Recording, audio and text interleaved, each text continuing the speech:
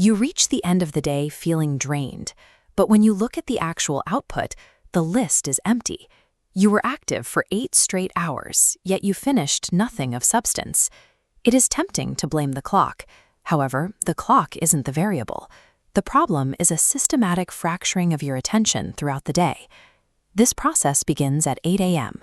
You sit down with the intention to work, and then the first notification arrives. The split second after that screen glows starts a chain reaction.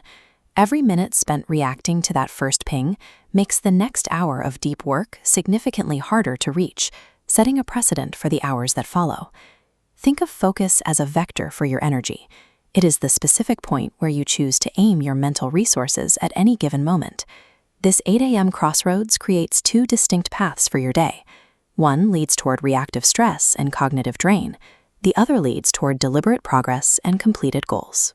On path A, you check the notification. You have entered an environment specifically engineered by thousands of developers to keep you scrolling, effectively outsourcing the control of your morning to an algorithm. This chart shows the dopamine loop. A low-effort action yields a chemical reward, training your mind to crave instant feedback. As energy depletes, you compensate by starting new tasks before finishing old ones, creating a graveyard of half-finished thoughts. The brain cannot process multiple complex tasks simultaneously. It simply switches between them at a high cost, resulting in a significant drop in quality and a higher rate of error. When the work feels too heavy, you seek the path of least resistance.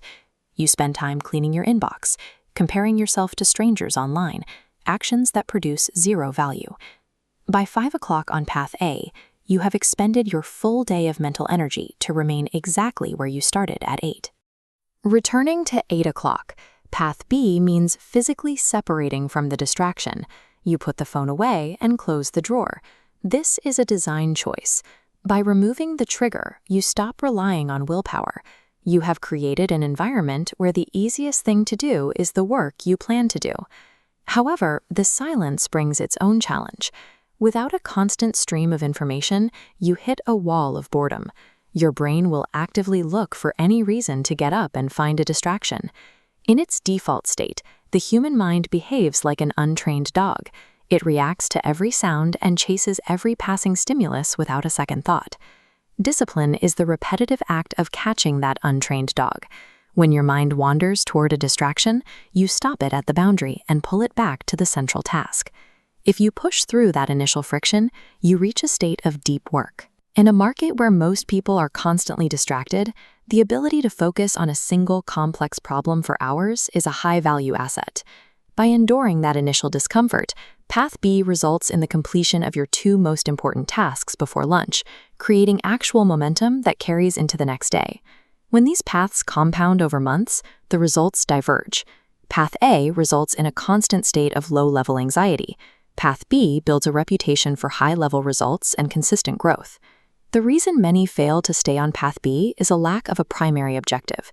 Without a clear goal, every distraction feels like a valid alternative to the work. If you had only 12 months to achieve one specific result, which pursuit would you choose to protect above everything else? Once you define that priority, distractions lose their appeal. A notification isn't just a message anymore. It is a direct interruption to your progress. Reclaiming your time comes down to 3 steps: designing your desk to remove triggers, ignoring the noise, and answering one question about where your attention is going right now.